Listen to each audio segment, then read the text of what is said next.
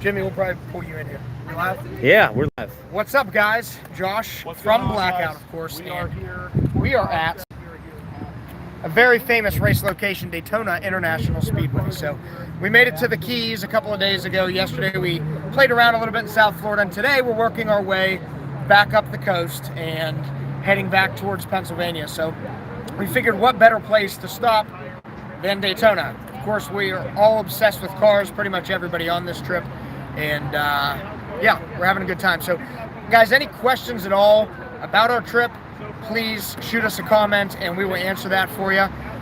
One thing that came up a lot, some of our friends and things messaging us, was the weather.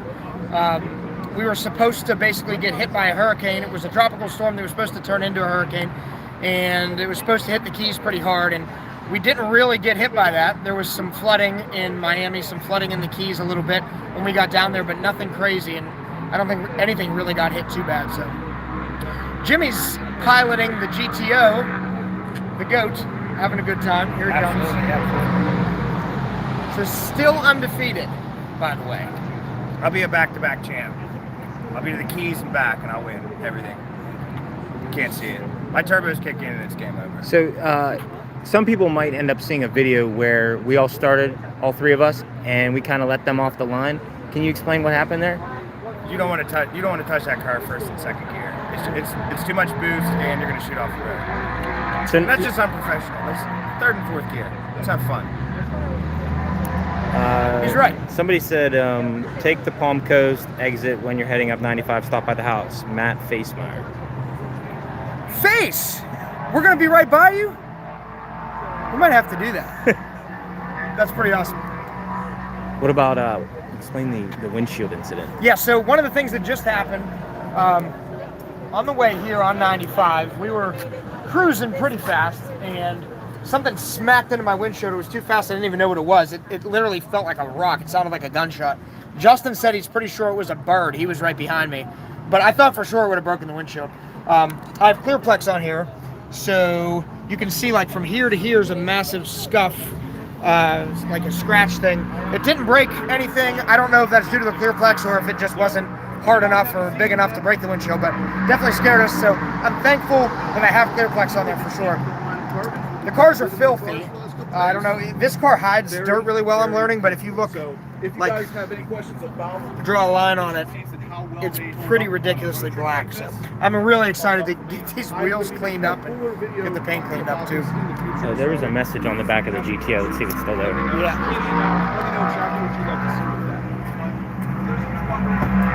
So because this car's got two turbos, there's a lot of soot coming out of the exhaust, as you can see. And Jimmy took it upon himself to let everybody know that he's fast.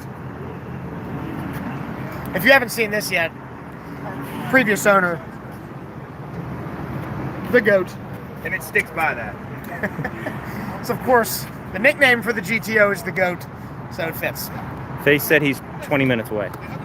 That's pretty awesome. Come grab lunch with us. We're going to go to Big Larry's, or Larry's Giant Subs. Have you ever been there, Face? You have to let us know if it's any good.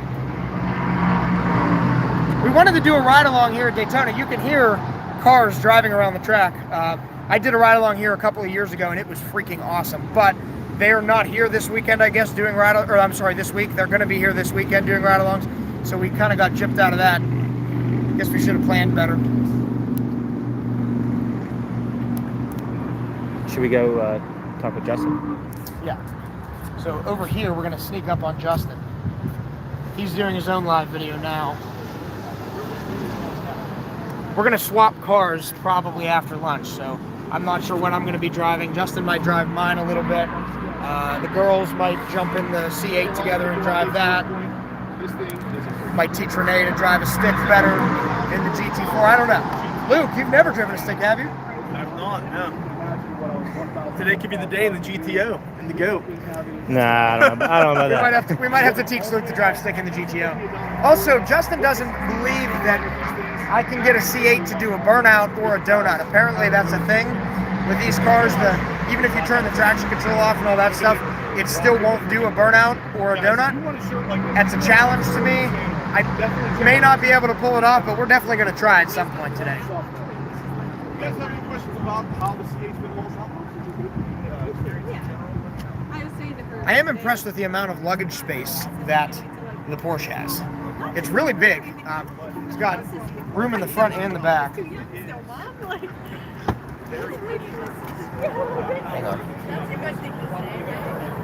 So we have a duffel bag, a laptop bag, and a bunch of other stuff in there. And there's still room for a suitcase.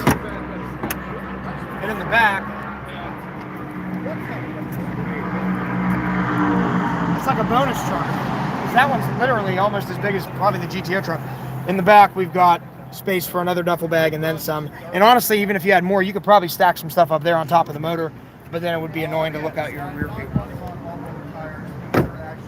Check this out. Just dirty, man. Very dirty. The GTO trunk is interesting. You'd think that for a car that big, it would have a massive trunk. Jimmy's over there with the keys. The gas tank in this car is like right here. There's like a wall. Let me see if These tires typically don't lose any stuff at all. Hey, Jimmy. Oh, do you know how to do it?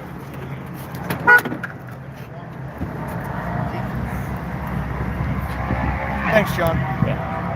So yeah, you'd think this would be really big, but really you can only fit one suit. Now this is a huge suitcase. Way to go, Jimmy. Brought the biggest suitcase in the world. But this is a gas tank, not a sub box. None of this stuff's hooked up. This was all installed by the previous owner. We got to play with it, or the owner before him even. We got to play with that and see what we can do. But using any fluids, Jimmy?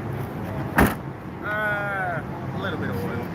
A little bit of oil. The whole way down here took almost a whole quart, and I put a half quart in it to start the drive just so it's in there, because obviously we're going to burn a little bit of it. But for a 1,000 horsepower car, no, we're not using oil. Cool. Yeah, we've driven almost 2,000 miles, so that's pretty good for this thing. If you guys are enjoying the video, the updates on the road trip, give us a big thumbs up. We appreciate it very much. It helps our channel. It helps the video do well for us. And also make sure you check out Justin at Horsepower Obsessed. He's doing some updates. Also, he's live right now giving some updates from his perspective, so you can sort of get a couple different angles of what's going on here.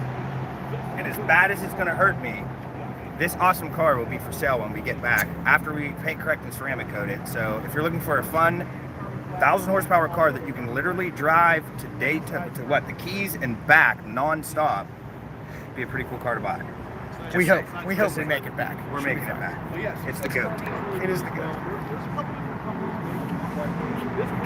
Any other questions for us or anything, guys? Be happy to answer that for you. Mike Jury says you can do a burnout. Thank you, Mike. I agree. I think I can do a burnout. We're going to try it in the GTO also. You don't really have to try, but we're going to find somewhere to do that. Yeah.